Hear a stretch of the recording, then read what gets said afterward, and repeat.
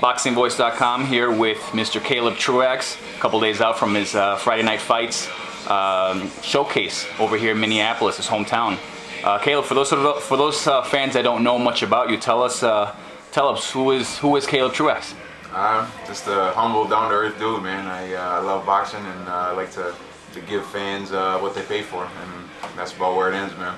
So how does it feel fighting in your hometown? Obviously, your last couple fights here have been in Minneapolis, but you know, one thing's being at the convention center, other things being on Friday Night Fights. Yeah, so talk to me about how it feels to be fighting here in your hometown in a national card. It feels great. Like I've been saying in all my interviews, one of my original goals as a professional was to bring a big TV fight here to Minneapolis, and that's what we have on Friday. And I wouldn't rather have it anywhere else than in front of my people, my family, my friends, my fans, who have been supporting me to the fullest since day one, man. So it feels great. I can't wait to put on a good show in front of them.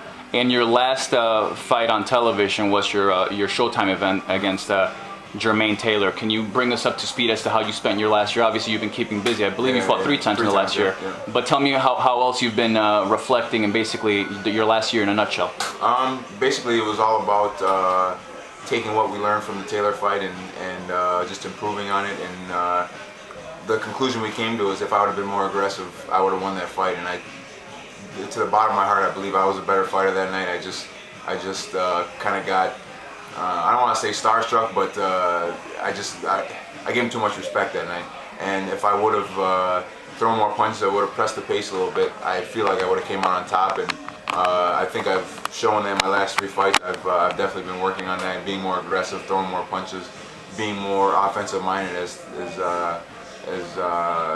in terms of coming forward and just throwing more combinations and working off the jab, whereas I used to be more of a counter puncher, kind of sitting back a little bit too much, and you can't do that. When you fight at the top level, you can't sit back because those guys are too good to get countered like I was waiting for them. You know, you got to press the pace a little bit more, so that's what I've been trying to do. Did you realize that while you were fighting, or was this something that you noticed after you went home and watched the tape? I mean, while I was fighting, I didn't really notice. I was just kind of in the moment, you know. But looking at the tape, I just was disappointed. Actually, disgusted. There's a better word for it. Just like, man, I could have beat this guy. You know, I should have thrown more punches. And that's what we train to do, is throw more punches, throw combinations, and throw the right hand, because he was susceptible to the right hand. But I just didn't pull the trigger in the fight, and it's still burning, man. I let it burn, and it's burns this day. So I want to get back to where I was at, and this fight with Don George is a step in the right direction for sure. So what do you know about your opponent, Donovan George? Obviously, you've scouted him. You mentioned a few things about Donovan. A couple weeks ago, Adonis took it to Chad and knocked him out in one round.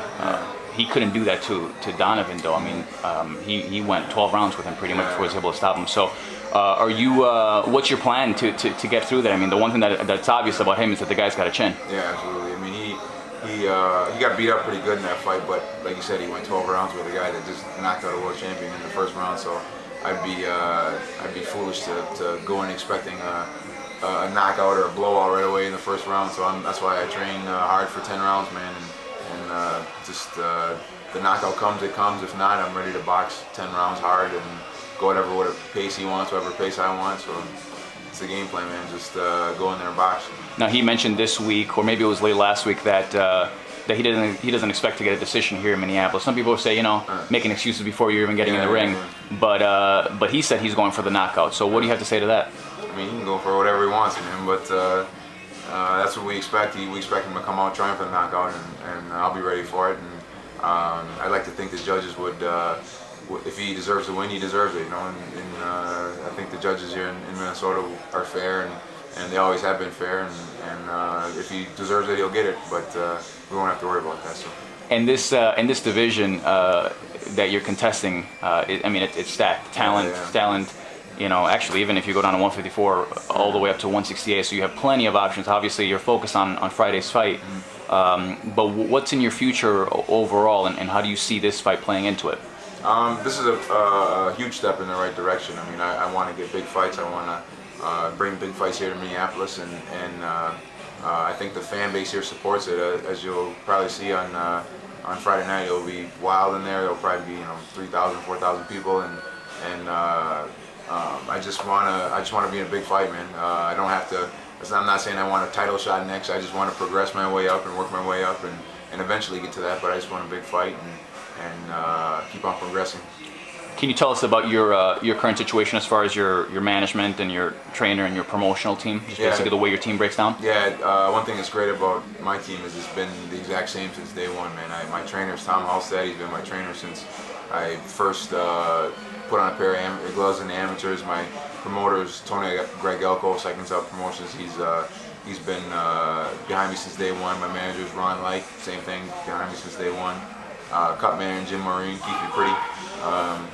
We're tight, man. We're tight knit. We hang out together after the fights. We watch other fights together. I was watching the Stevenson fight with Jim and Tom at his house, and we got great chemistry, man. That's all I can say. And it makes things easier for me knowing that I can trust those guys and rely on them to do what's best for me and to always be here for me in the gym. You know, Tom wakes up at 4:30 in the morning before he goes to work to come work out with me in the morning, and 2 or 3 times a week. And they're dedicated to me. I'm dedicated to them. And a lot of fighters can't say that. You know, a lot of guys are switching trainers and switching management and everything. You know, every other fight, and we have a cohesive unit that works good together. So it gives me an advantage. So this might be a loaded question, but where do you see yourself in the landscape of the 160 division? But like I mentioned earlier, 154 to 160. I mean, where do you see yourself fitting in from a talent perspective and just overall from a star power perspective? I think talent-wise, I'm right there. I believe that I'm right there with the best of them. As far as getting opportunity, I'm knocking on the door, and once I get past Don George, that I'm going to get called. I know I'm going to get called. I've been getting calls before, but we just want to take the right fight, and I think after this fight, I'll be able to position myself to get in a big fight, maybe a title eliminator or something like that. And like I said, talent, I feel like I'm there. I work hard. I dedicate myself to the sport, and just like the next man does, So I'm ready to break down the door, not knock.